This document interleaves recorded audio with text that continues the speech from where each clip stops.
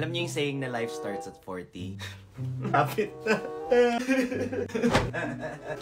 Magtataka yung housekeeping. Kidding aside, I'm really enjoying my 30s right now. I would say it's the best time of my life so far. Nahalata na ba siya, guys? Last week, naubusan ako ng facial wash. Pumunta ako sa 7-Eleven. Sabi ni ate cashier, "Toot, taga dito lang kayo, sir?" Sabi ko, "Opo." Kasama ko po sa dorm yung mga schoolmates ko. Hala, ang feeling. Pero in first, ang babait ng mga cashier sa 7-Eleven. Ang dami kong memories from elementary to high school to until now. Alam mo yung sabay-sabay kayo pupunta ng 7-Eleven para bumili ng snacks. Parang halos lahat data sa 7-Eleven na try ko na. Kaya mo dati pag may Slurpees kayo.